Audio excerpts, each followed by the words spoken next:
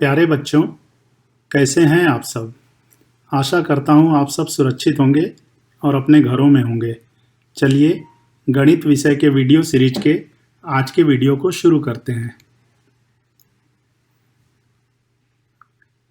आज का हमारा टॉपिक है अभाज्य गुणनखंड। आज हम देखेंगे कि संख्याओं के अभाज्य गुणनखंड कैसे ज्ञात करते हैं। उदाहरण के लिए संख्या 24 को अभाज्य गुणनखंडों के गुणा के रूप में हमें लिखना है। अब अभाज्य गुणनखंड ज्ञात करने की विधियां कौन कौन सी हैं? तो अभाज्य गुणनखंड ज्ञात करने के लिए हम दो विधियों का उपयोग करते हैं। पहली विधि है ऊर्ध्वाधर विधि और दूसरी विधि है क्षैतिज विधि। यहाँ पर हमें 24 का अभाज्य गुणनखंड ज्ञात करना है। तो सबसे पहले हम वह छोटी से छोटी संख्या लेंगे जिसका कि 24 में भाग जाता है। तो 2 का भाग 24 में जाता है। 2 हम लाइन के बाईं तरफ लिख लेंगे। 2 का 24 में कितने बार भाग जाता है?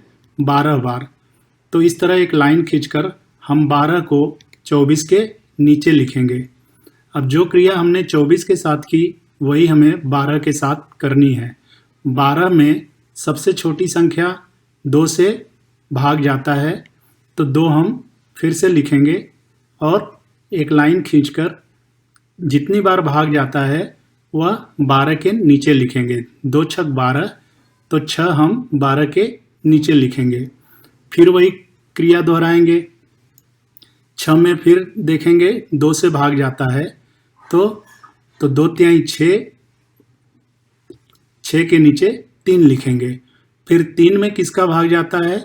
तो 3 में 3 का स्वयं भाग जाता है। 3 एकम 3, तो 1 हम 3 के नीचे लिखेंगे।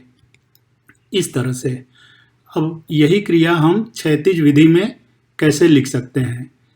काम हमें वही करना है, केवल हमें क्षैतिज विधि से उसे लिखना रहता है। जैसे 24 का हमें 12 दूनी 24 होता है, तो 2 गुणे 12 हम दाहिने साइड में लिखेंगे।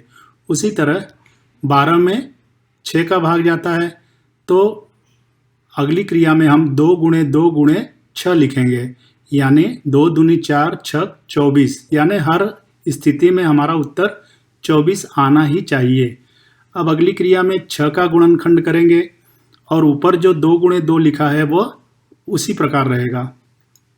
तो अगली लाइन में हमें 2 दूनी 4 दूनी 8 त्रिक 24 मिलता है। यानी 6 का गुणनखंड हम यहाँ पर किए, 2 तिहाई 6।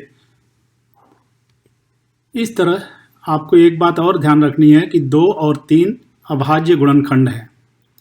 इस प्रकार से 24 का अभाज्य गुणनखंड हमें क्या प्राप्त हुआ? 2 गुणे 2 गुणे 2 गुणे 3, इनका आपस में गुणा करने पर हमें 24 प्राप्त होता है। अब अगला उदाहरण देखते हैं। मान लीजिए हमें संख्या 40 के अभाज्य गुणनखंड ज्ञात करने हैं। विधि वही रहेगा। सबसे पहले हम 40 लिखेंगे, एक खड़ी लाइन खींचेंगे। 40 में 2 का भाग जाता है, तो लाइन के बाईं तरफ 2 लिखेंगे। 20 दूनी 40 होता है, 40 के नीचे 20 लिखेंगे। 20 दूनी 40। अब 20 में किसका भाग जाता है? तो फिर 2 का भाग जाता है। 2 दहा में 20, तो 10 को 20 के नीचे लिखेंगे। फिर 10 में किसका भाग जाता है? तो 2 का वापस भाग जाता है। 2 पचे 10, तो 10 के नीचे हम 5 लिखेंगे। अब 5 में किसका भाग जाता है? तो 5 में 5 का स्वयं का भाग जाता है। 5 एकम 5, वह 1 हम 5 के नीचे लिखेंगे। तो ये हो गया ऊर्ध्वाधर विधि। उसी तरह क्षैतिज विधि में हम यही क्रिया दोहराएंगे। 40 को हम क्षैतिज विधि से गुणनखंड ज्ञात करेंगे। तो जो क्रिया हमने बाईं तरफ की है वही क्रिया हमें दाहिने तरफ भी करनी है, लेकिन खड़े रूप में न लिखकर हमें बाएं से दाएं लिखना है। जैसे 40 में 2 का कितने बार भाग जाता है? तो 20 बार, तो 2 गुणे 20 हम लिखेंगे। फिर यह देखेंगे कि 20 में किसका भाग जाता है।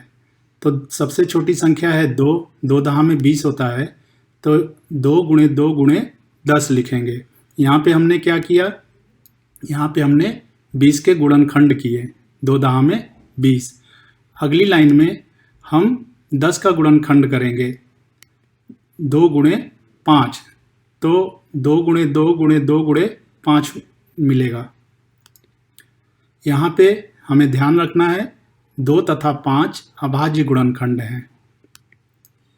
इस तरह से 40 का अभाज्य गुणनखंड क्या मिला, 2 गुणे 2 गुणे 2 गुणे 5, अर्थात 2 दूनी 4 दूनी 8 बचे 40।